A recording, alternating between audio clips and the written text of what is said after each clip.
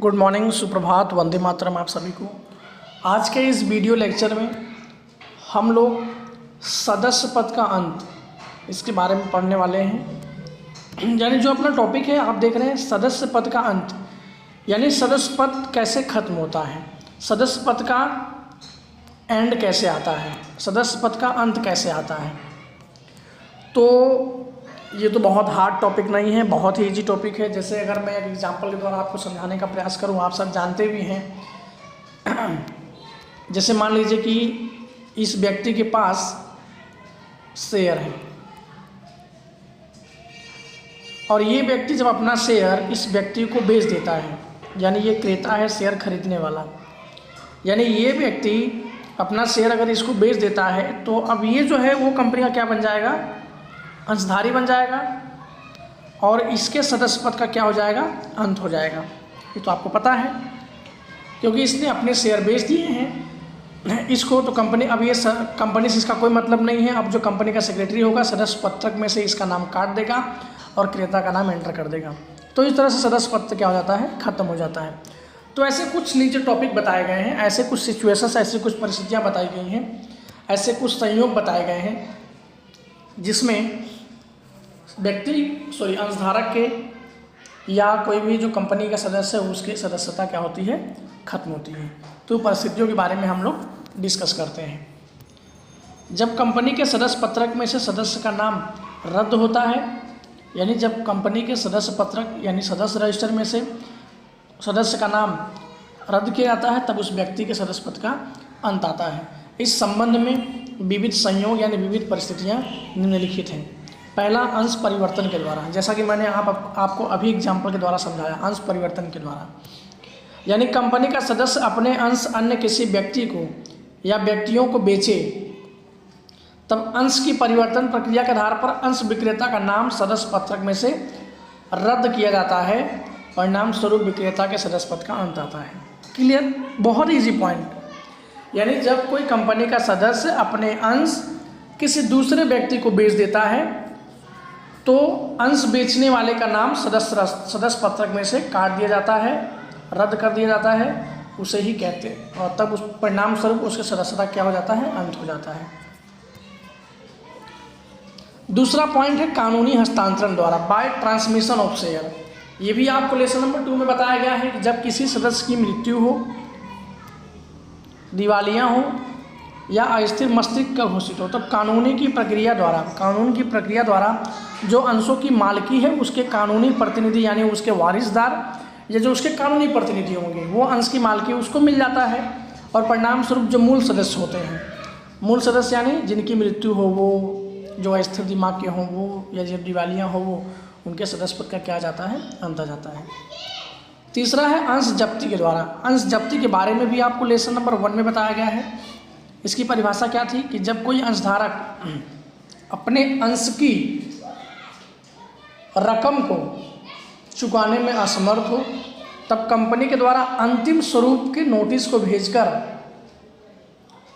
अंशधारियों के अंश को जब्त कर लिया जाता है, उसे अंश जब्ती कहते हैं। मतलब कंपनी फाइनल एक नोटिस भेज देती है कि यदि आपने अभी अंश की रकम को नहीं चुकाया तो हम आपकी अंश को जब्त कर लेंगे। फिर भी कोई अगर अंश पर की रकम नहीं चुकाता है तो उसके अंश जब्त कर लिए जाते हैं, और अंश जब्ती से क्या होता है, सदस्य पद का अंत आ जाता है, बल्कि वो व्यक्ति कंपनी से अपना संपूर्ण अधिकार खो देता है। कंपनी ने अंशों की किस्त मंगवाई हो और नियत अवधि में यानी नियत समय में अंशधारी किस्त की रकम न भरे, योग्य कार्यवाही के बाद उसके अंश क्या कर लिए जाते हैं, जब्त कर लिए जाते हैं। यानी कंपनी ने अंशों पर से बाकी की जो किस्त थी वो मंगवाई, लेकिन अंशधारी ने किस्त की रकम नहीं भरा, तो कार्रवाई के स्वरूप में उसके अंश क्या कर लिए जाएंगे, जब्त कर लिए जाते हैं। फलस्वरूप अंशधारी का नाम सदस्य पत्रक में से रद्द कर दिया जाता है, इसलिए सदस्य पद का अंत आता है। यद्यपि अंश जब्ती संबंधी प्रावधान नियमन पत्र में होना जरूरी है, यानी अंश जब्त तभी होंगे जब नियमन पत्र में क्या होगा, प्रावधान होगा।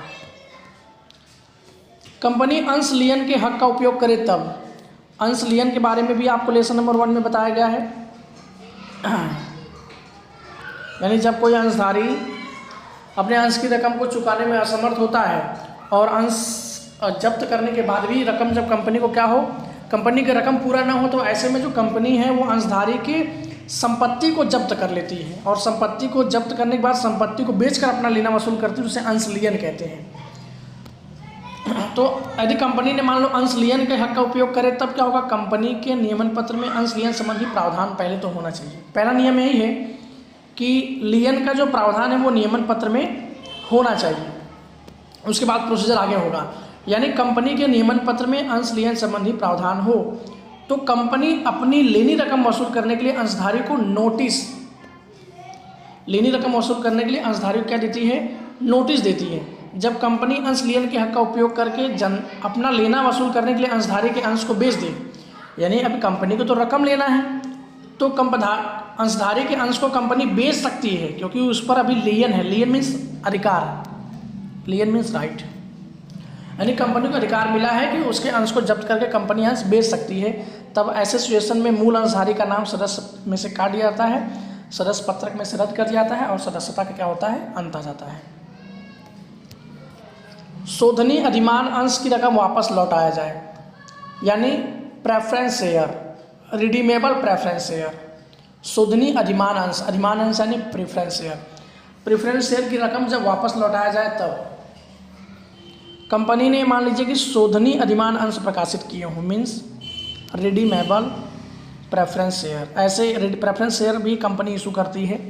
प्रेफरेंस शेयर की खासियत क्या होती है कि कंपनी का जो ब्याज का दर है वो फिक्स होता है, अंशधारियों को जो लाभ का दर है, लाभ का दर वो फिक्स होता है। सबसे पहले रकम डिवेंचर होल्डर्स को मिलने के बाद फिर प्रेफरेंस शेयर होल्डर यानी अधिमान अंशधारियों को मिलता है, और ये किसी भी प्रकार का रिस्क लेना पसंद नहीं करते हैं। यानी कंपनी ने जब शोधनीय अधिमान अंश प्रकाशित किए हों तो शर्त अनुसार समय पूर्ण होने पर कंपनी अंश वापस लेकर रकम चुकाती है। मतलब कंपनी अधिमान अंशधारियों के पास से अंश मंगा लेगी और रकम, जितने रकम के अंश होंगे, अधिमान अंश होंगे, वो चुका देगी। जब कंपनी अंश ही मंगा ली तब उसका मालिकाना खत्म हो जाएगा, फलस्वरूप अंशधारी के सदस्य पद का क्या हो जाएगा, अंत हो जाएगा। और जब अंश आवंटन रद्द कराया जाए तब, यानी आपको जब अंश दिया गया तब तो आप अंशधारी थे, लेकिन किसी परिस्थिति में ऐसा बना कि आपको अंश आवंटन क्या कराना है, रद्द कराना है, तो रद्द कराने वाली परिस्थिति में क्या होगा, सदस्य पद का क्या हो जाएगा, अंत हो जाएगा। यानी कंपनी कानून में बताए जो अंश आवंटन के प्रावधान है, अगर उसका भंग हुआ हो तो आवंटन क्या हो जाएगा, रद्द हो जाएगा और सदस्य पद का अंत आ जाएगा। अब कंपनी का समापन हो तब, ये तो पॉइंट ऐसा है कि जब कंपनी ही बंद हो जाएगी तो जितने भी सदस्य होंगे सबके सदस्य पद क्या हो जाएंगे, खत्म हो जाएंगे।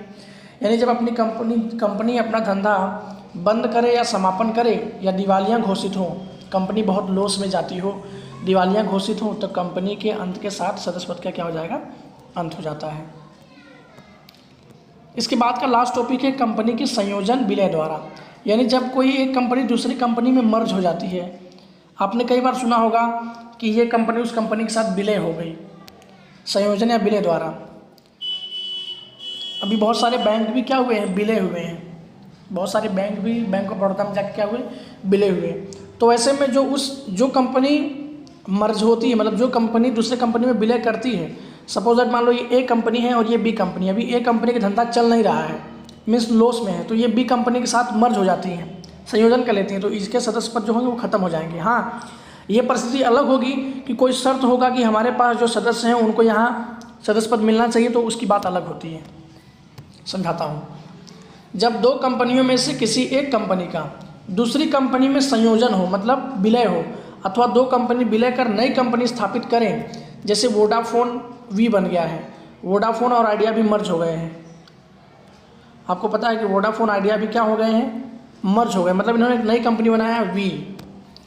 तब ऐसे में विलय जो कंपनी विलय करती है ना, अस्तित्व खोने वाली कंपनी के सदस्यों का सदस्य पद का अंत हो जाता है।